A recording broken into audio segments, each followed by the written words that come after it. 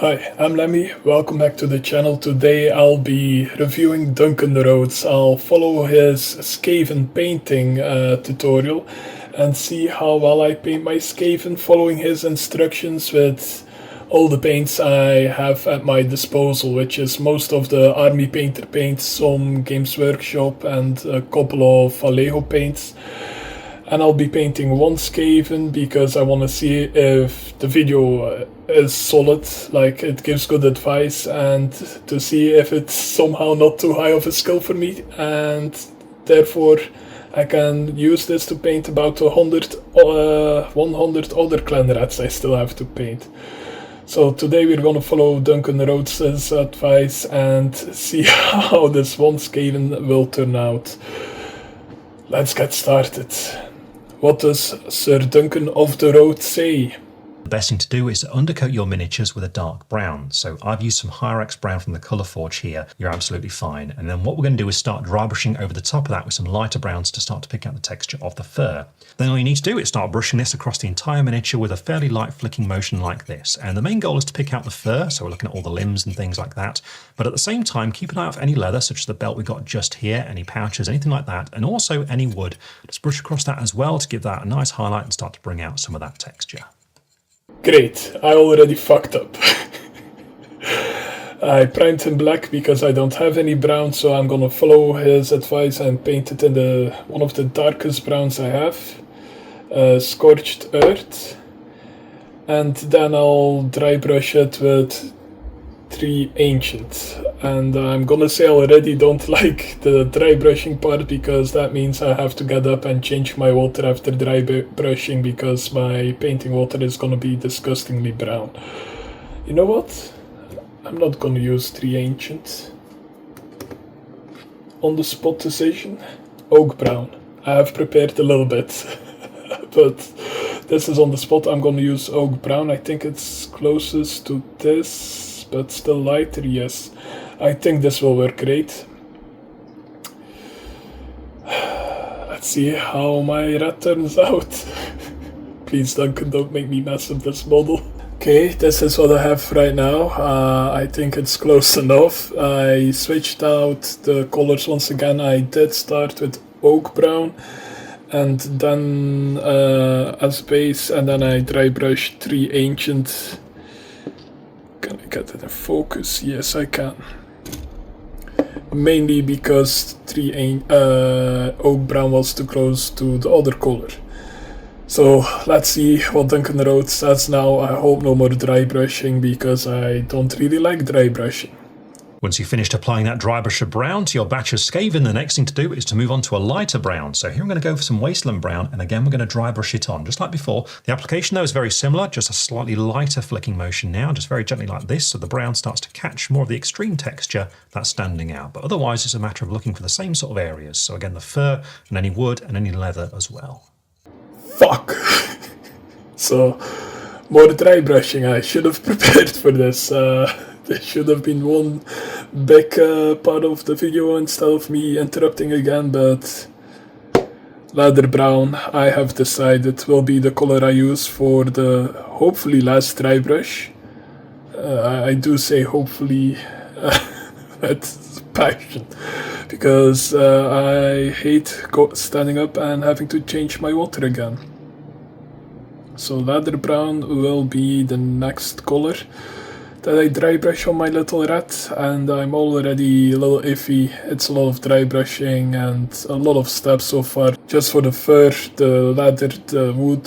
Also, you might notice that I didn't paint the whole model brown because I don't get the point of painting the cloth brown while we're not actually gonna end up with brown cloth. So yeah, that's a little tip right there.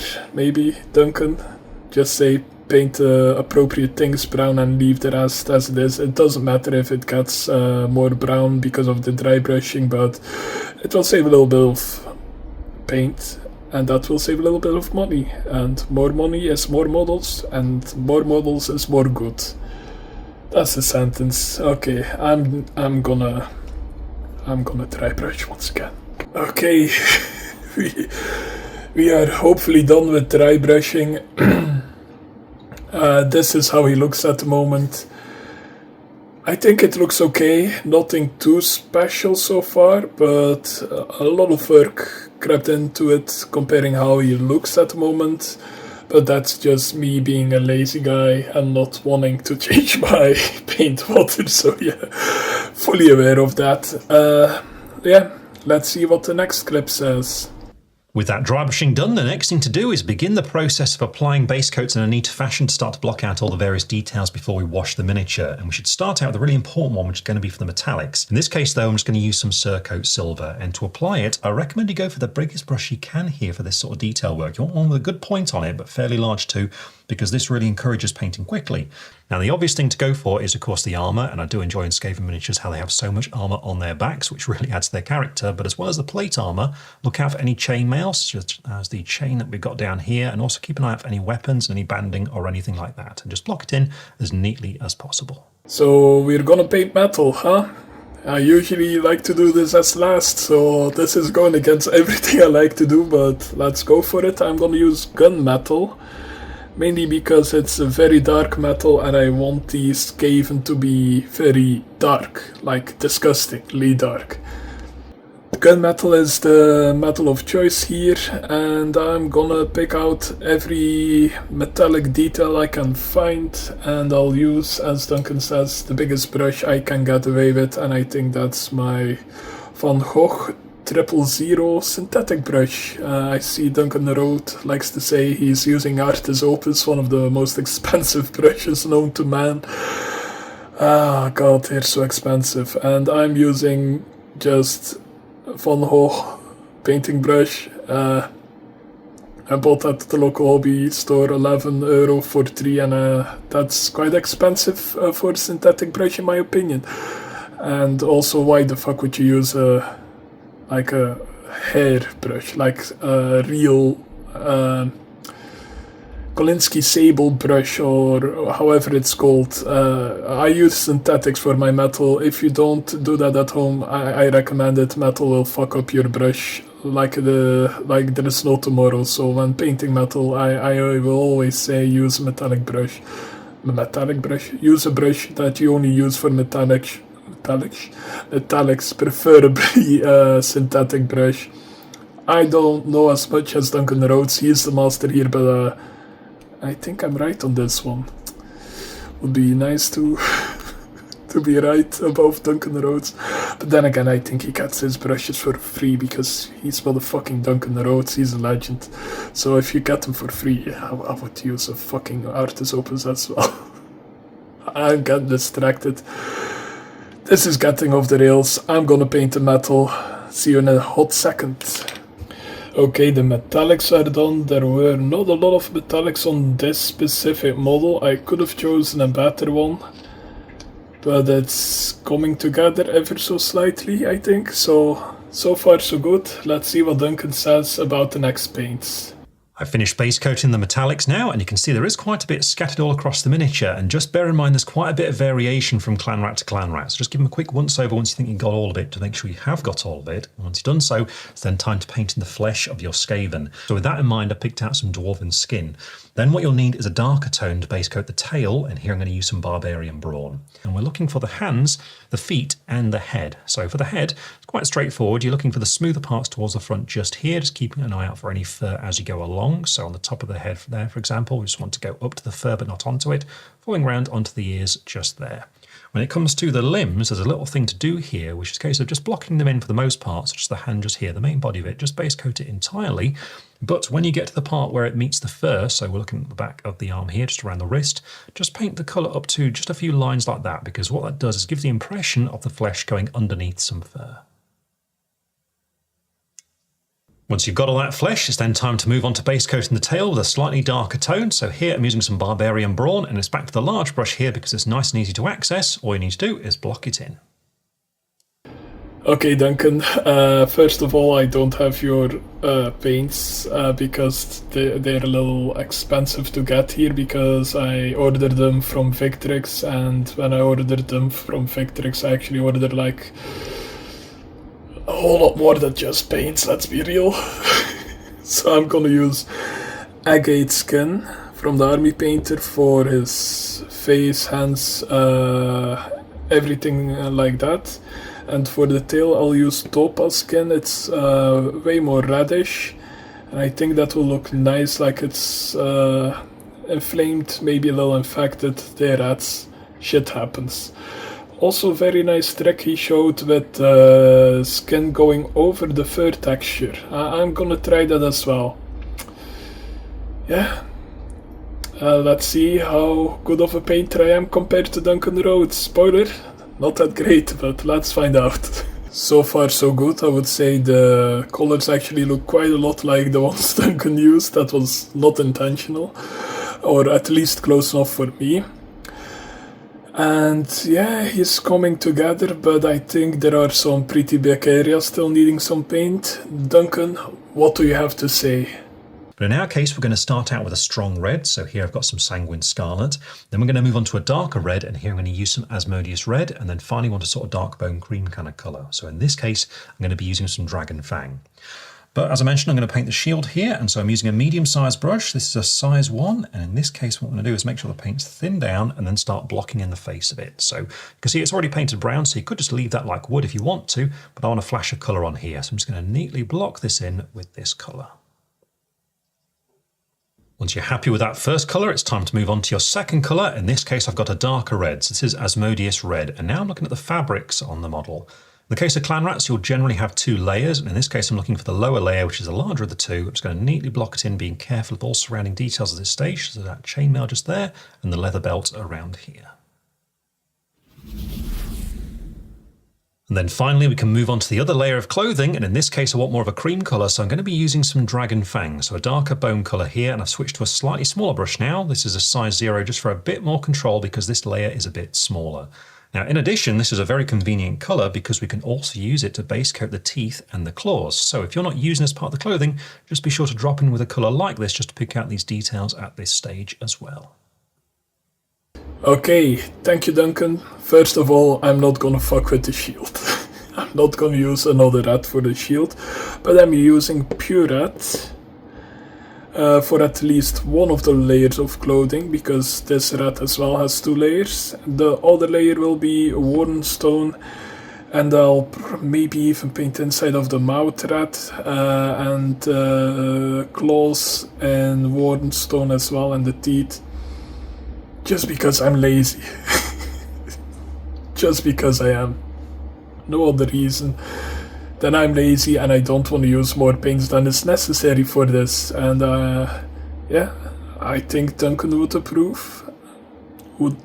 So let's get to painting again. See how my theory turns out that this will look great.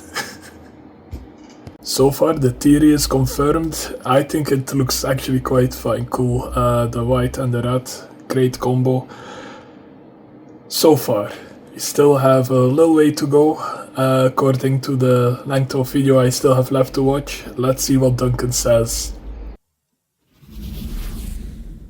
And with that, all the base coats are now applied. So once you've got all your clan rats up to this point, the next thing to do is to put a wash over them. And here you definitely want to go for a dark brown wash for that nice sort of grimy, murky kind of appearance. And so I'm going to use Battlewood wash here, then paint it all over the miniature. And what we need to do is really make sure to work it into all the nooks and crannies as we go along to get that shading in there, and also tie all the colours together. Give it plenty of time to dry. I'd recommend about 45 minutes before you move on to the next stage. Okay, I don't have his fancy wash, but I do have Agrag Searchade, my nemesis. I really don't like how shiny it dries, but I've introduced mixing bowls, and I have the paint shaker from Green Stuff World, so I'm gonna shake this up for a couple of minutes and give an all over Agrag Searchade wash and let it dry for about 45 minutes as Duncan said. Let's hope it doesn't dry shiny and we get a nice smooth finish red. Okay, it dried shiny. So yeah, it dries shiny, but I think it doesn't look too bad on camera. Let me quickly check. It doesn't come across as very shiny on camera, but in real life it's surprisingly shiny despite my best attempts. I I shook that bottle for a solid 2 minutes. I timed it even. So yeah, Agrax Earth Shade equals Agrax Shiny Shade. But anyway, it still looks good. It's surprisingly good looking. Made sure it didn't pool on anything. What's next? Oh, wise one, gold Duncan Rhodes. Once that wash is dry, you'll be left with a miniature that's got that shading on there, but some details have gone a bit murky, so now what we're going to do is clean them up by doing some layering. In this case, we're going to return to the original colour that we used, which in our case was Dwarven Skin, is to reapply this colour onto flatter areas whilst avoiding recesses. So if we look at the face, for example, that means following areas such as the top of the head, where we want to go over the eyes just there, down the nose towards the end of it right there. You can see all the while I'm just looking for it's darker and skipping past those bits. Same there, just around the muzzle, around the mouth, and on the cheek just there. So just little bits like that, just to help clean those parts up and help them stand out a bit more. Same's going to be true on the hands and feet, where just don't worry too much about very shallow recesses like the back of the hand, but when you get to the fur, just carry on that lining technique we did earlier to continue that gradient between the flesh and the fur. Okay, so it's back to... Oh shit, that's the wrong color, I think. No, agate skin, it's right. Agate skin for the layering of the face, hands, feet, all those fun things. Oh no. Painting buddy took a shit. So yeah, back to the skin we go. I hope it turns out well. Don't fail me, Duncan, because I really like it so far. Well, it would be my own fault, probably my own skills. I'm gonna put some paint on the model before Painting Buddy's smell hits me. And this is what I have so far. I don't think my skills have abandoned me while painting the skin again. I think it looks good enough. Not as great as Duncan's one, but definitely not bad so far. I think it looks surprisingly well. Now, let's see what our dear Lord Duncan has in store for me next. Now that's done, we're going to move on to layering 3 more colours on the miniature, and we'll start out with the one that's going to be the bone, but also in this case it's that cream fabric too. And here I'm going a little bit lighter than what I used on the base coat here, especially because that bone just want to emphasise. All you need to do is just put a little bit of this colour on those areas just down the centre, just to emphasise them a little bit more. Now you can see in this one, this case of this skaven here, we've got a few tiny little teeth to pick out, so just little ones there like that, but the main prominent ones are these ones right. Now when it comes to the fabric, in this case we're aiming for the flatter areas. I want to carefully... So yeah, I'm gonna do the bone color as he says it. It's worn stone from the army painter for me. For his teeth, his claws, his piece of cloth on here. You might have also noticed that I actually skipped a step, and I'm gonna skip a couple of steps. Some of them because I am physically unable to do them, like painting the eyes, because my eyes are not they're not great right now. I have some disabilities, let's put it like that. The eyes, also some other things I'm not gonna do, because not gonna show you, because I'm not gonna do it for every clan rat if this turns out well, but also because I want you to watch the Duncan Rhodes video as well, because this video wouldn't be possible without the Duncan Rhodes video. I've also skipped some advice he's given, mainly so you guys would start looking at his video after this one. After this one, please. He gives a lot of nice and good solid advice, so definitely go check it out. I'm gonna try and emulate what he did on my rat and hope I don't mess it up completely. Because so far I'm actually starting to see the benefits of his painting, of his way of painting. Maybe not the dry brushing as much, but the rat looks good. It really does. So I'm gonna follow some more steps, starting with this one. Let's see if my skills hold up. Okay, I think some of Duncan's talent might be rubbing off on me, because I'm very happy with how the nails and the fabric came out. I am surprised at how good it looks, I'm not gonna lie, so I'm excited, Duncan, you got me hooked. What's up next? With that colour done, it's then time to move on to the reds. It's back to Asmodeus Red for these darker red parts. Still with a size 0 brush, and here it's fabric that we're layering, so it's a matter of looking for flat areas again and avoiding the recessed parts of creases. So you can see these flat areas just here, just thinly apply the colour over them, but be careful when you get to areas such as this right here. Okay, so for the last cloth he said go on lighter, which I didn't do, but now he says use the same red that you've used previously for the layering of the red. Okay, I'm gonna use pure red once again because it's a nice vibrant red, and I already chose it. Let's be real, there's no way back. In hindsight, if I realized I would be layering it up again, I might have gone for a slightly darker red, but I am dedicated. I will continue and see how it looks. So it turns out it doesn't look too bad actually. The red is surprisingly nice on this. I like the red. Okay. Yeah, it hasn't failed me as well, my skills so far, so I am actually quite enjoying how he looks right now. Let's see what might be the last step. We can move on to the next phase, which is going to be to highlight the miniature. Now, as ever, doing the highlighting is entirely optional. You certainly don't need to. The most important of those is to start out with that flesh. So you might just want to only highlight the flesh, which will be perfectly fine. In this case, what you'll need, though, is a paler flesh tone than you used for that original mid-tone. We just want to emphasize parts of the skin that really stand out. So don't worry about the tail for the time being. This is purely the lighter parts. We've got the hands, feet, and the head. Things like around the brows. So you can see we've got these edges that stand out quite pronounced just around here. What we want to do is just pick them out with just a little bit of this colour. So just there. Same is going to be true on the ears, where we just go around that ridge right there. We've got the cheek just down here, then going around the side of the muzzle.